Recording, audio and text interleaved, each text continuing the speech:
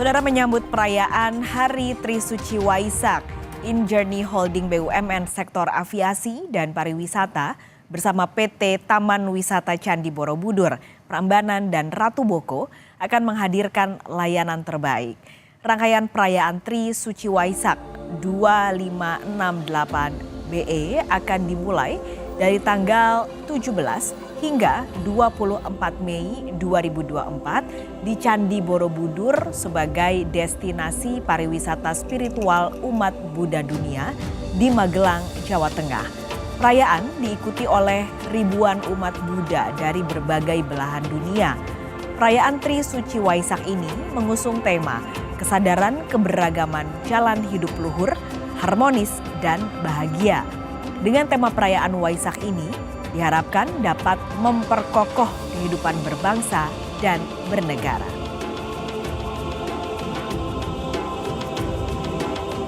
Untuk mengetahui layanan apa saja yang akan diberikan pada rangkaian perayaan Trisuci Waisak yang akan dimulai dari 17 sampai 24 Mei nanti, sudah bergabung siang ini di Kompas Siang melalui saluran Zoom. Sudah ada dua narasumber, ada SPV of Marketing and Event Management InJourney, Retna Asmoro, dan juga Direktur Pemasaran dan Pengembangan Bisnis InJourney Destination Management, Heti Herawati. Bu Retna, Bu Heti, selamat siang. Selamat siang. Selamat siang, Pak Kalis. Oke, Bu, saya mau ke Bu Retna dulu. Kita ngomongin soal pariwisata secara umum dulu sebenarnya, Bu. Ini kalau dari InJourney, Bu, apa peran InJourney untuk mendukung percepatan pertumbuhan wisata Indonesia? Dan mungkin bisa digambarkan juga ke kami, Bu, rencana kedepannya dari InJourney untuk pengembangan wisata apa, Bu? Ya, terima kasih sebelumnya Pak Kalis. Jadi mungkin saya jelaskan sebelumnya apa itu InJourney. Jadi InJourney sekitar 2 tahun yang lalu lahir dari prakarsa pemerintah sebagai holding, bisa dibilang super holding, Pak Kalis, ekosistem pariwisata di bawah BUMN. Dan kami terdiri dari beberapa perusahaan yang saling bersinergi di bidang pariwisata dan keseluruhannya saat ini sedang menjalani proses rebranding menjadi InJourney. Jadi di bawah kami itu dari hulu ke hilir kami usahakan seluruh muscle pariwisata itu bekerja bersinergi untuk menciptakan pengalaman pariwisata yang seamless, mulai dari airport yang tadinya Angkasa Pura 1 dan 2 kini di bawah InJourney Airport, kemudian juga InJourney Aviation Services, kemudian ITDC sebagai pengembang pariwisata, retail, tentunya ada brand retail kami yang sangat besar yang sudah tidak asing lagi yaitu Satina, dan juga seluruh hotel BUMN di Indonesia di bawah InJourney Hospitality. Last but not least tentunya PT TWC, Taman Wisata Candi yang sekarang berubah menjadi InJourney Destination Management. Mungkin ke depannya nanti kami tentunya bahu-membahu untuk mengembangkan pariwisata di Indonesia dan kemungkinan besar insya Allah salah satu perusahaan kami akan datang airlines, cuma nanti menunggu momen yang tepatnya. Saat ini juga khususnya di Borobudur, salah satu aset pariwisata terbesar kami yang ada di bawah InJourney Destination Management, nanti bisa dijelaskan lebih lanjut oleh Bu Heti. Kami Road to Waisak di tanggal 23 Mei nanti. Jadi sangat besar harapan kami support dan dukungan serta partisipasi masyarakat untuk dapat mengusung atau mengembangkan Borobudur sebagai tidak hanya jagar budaya tapi juga pusat epicentrum Buddha di dunia bahkan. Oke, ini karena di bawah InJourney sudah ada hulu ke hilir untuk mendukung industri wisata di Indonesia. Adakah strategi yang diterapkan oleh InJourney untuk pengembangan destinasi wisata, termasuk salah satunya yang tadi Bu Retna udah cerita, yaitu Borobudur? Ya. Tentunya sebagai holding BUMN pariwisata kami berkomitmen untuk mewujudkan kualitas pariwisata yang berkualitas tingkat dunia. Dan kebetulan jadi ada dua aspek peran InJourney dalam hal ini. Satu, aspek bahwa aset pariwisata Borobudur ini ada di bawah manajemen InJourney Destination PT TWC. Yang kedua, Candi Borobudur itu salah satu dari 5 DPSP atau destinasi super prioritas yang dimana kami berfokus dicanangkan oleh pemerintah. Jadi selain kami bekerja sama untuk mengembangkan amenitas, aksesibilitas dan juga atraksi, kami juga berusaha dari sisi accessibility mengembangkan konektivitasnya. Jadi InJourney dalam hal ini akan mendorong terciptanya pengelolaan terpadu di kawasan Borobudur serta meningkatkan kualitas pelayanan di dalam kawasan. Dalam hal ini kami tentunya bahu-membahu bersama Ibu Hetty di sini dari PT TWC InJourney Destination Management tuh berperan aktif membangun awareness karena kami memang bervisi menjadikan Borobudur sebagai epicentrum Buddhis di dunia melalui media konvensional maupun sosial media dan juga kolaborasi dengan berbagai pihak. Nah, Bu Hetty, ini kan Buddhis epicentrum ya, menjadi salah satu target di mana Borobudur bisa diposisikan untuk menjadi pusat Buddha di seluruh dunia, bukan hanya di Indonesia. Langkah-langkah yang akan dilakukan InJourney Destination Management untuk bisa mencapai target itu apa, Bu?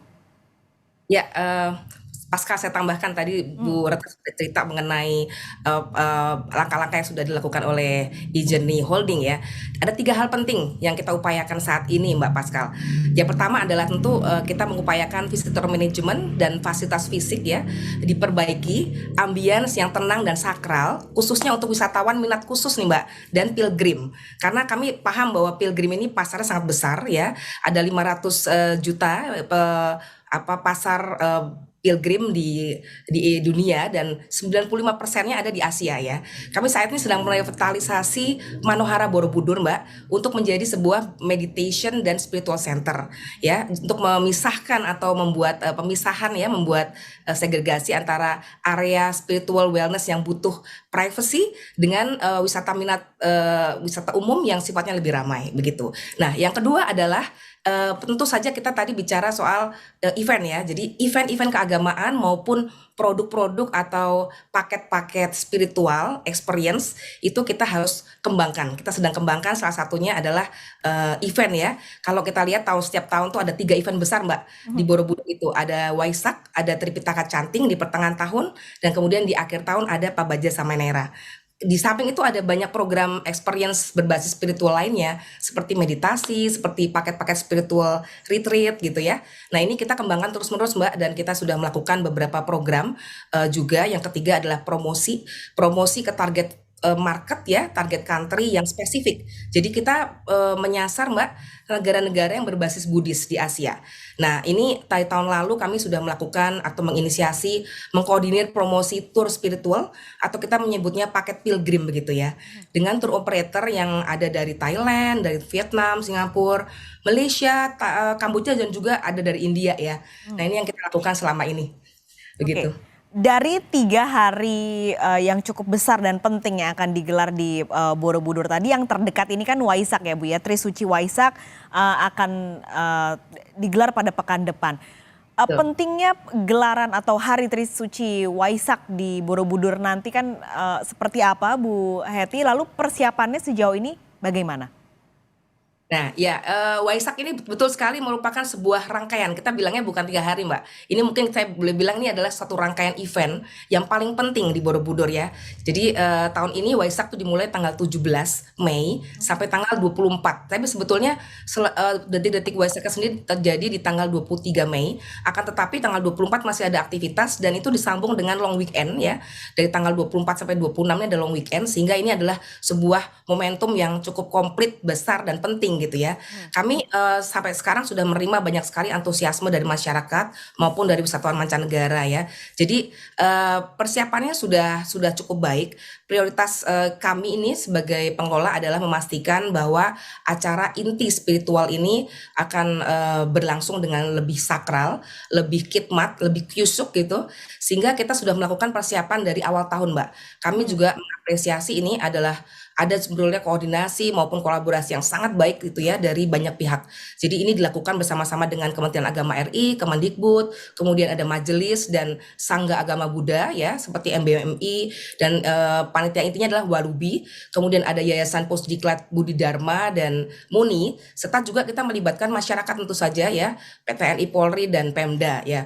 Jadi mungkin informasi aja, banyak sekali volunteer yang juga direkrut selain tim kami, yang sudah dilatih juga ratusan untuk dilatih sebagai panitia dari Waisak untuk membantu nanti jalannya rangkaian acara Waisak ini. Dan kami juga Ini informasi juga Mbak, sekaligus mengundang teman-teman ya, karena kami itu sebetulnya sekarang juga merasa terhormat karena di awal kita dilibatkan dalam awal rangkaian kegiatan Waisak. Jadi tanggal 14 Mei nanti itu akan ada pelepasan 40 biku tudong. Ini adalah tahap pertama yang akan berjalan ke Borobudur dan dilepas di destinasi yang kami kelola, yaitu TMI di Jakarta. Jadi silakan datang ke Jakarta untuk menikmati juga prosesi ya, pelepasan batik tudong yang nanti ini akan juga ada dimeriahkan oleh beberapa prosesi, termasuk ada pelepasan lampion water lantern ya di Taman Mini ya, dan kemudian kita bisa melepas batik tudong bersama-sama ya. Jadi ini merupakan sebuah kalau boleh dibilang Waisak ini adalah sebuah pesta rakyat karena masyarakat dan umat agama lain juga bisa hadir ya. Kalau di Borobudur itu nanti ada bakti sosial, ada kirap, Waisak, ada prosesi penerbangan lampion. Ini meditasi, semua ini akan menunjukkan bahwa ini ada sebuah momentum mempromosikan budaya toleransi Indonesia yang luar biasa ya, kesatuan dalam keberagaman, kita menyebutnya enlighten in harmony, begitu Mbak. Oke, ini memang karena kalau melihat dari tahun-tahun sebelumnya semua mata dunia ini tertuju di Borobudur ketika Waisak digelar begitu. Ini persiapan tentu penting, tapi lebih khususnya untuk Bu Retna, dengan adanya mungkin yang paling besar adalah yang paling terdekat wisatawan Waisak yang akan digelar pada pekan depan. Target wisatawan lalu juga kunjungan wisatawan dengan adanya momentum perayaan Waisak di Borobudur nanti sudah ada targetnya Bu? Mbak Paskalis, sebenarnya yang tadi sudah disampaikan oleh Ibu Hetty adalah animo masyarakat dari tahun ke tahun semakin besar. Waisak ini sepertinya sudah menjadi juga bagian dari perayaan semua masyarakat di Indonesia, dan kami sangat bersyukur kita tinggal di negara yang sangat penuh dengan toleransi keagamaan dan budaya. Jadi kami memperkirakan Waisak ini akan naik gitu ya. Tahun lalu saja itu sudah ada 40.000 orang. Jadi kalau misalnya tahun ini dan juga bertepatan dengan long weekend tanggal 23-24 itu, kami targetkan 40.000 sampai 50.000 orang akan hadir di Borobudur di sepanjang rangkaian acara Waisak nanti yang akan berlangsung sejak tanggal 18, tapi tadi kick off-nya bisa di TMII. Sampai di TMII kita di Jakarta juga sudah diundang untuk merasakan experience kesyahduan dari Waisak di Borobudur. Jadi nanti dari tanggal 18 hingga tanggal 24 Mei. Namun fokus utama kami seperti yang tadi juga disampaikan, bagaimana memastikan kelancaran pelayanan di Candi Borobudur sehingga seluruh umat Buddha prioritasnya ini dapat beribadah secara khusyuk dan hikmat di acara Trisuci Waisak.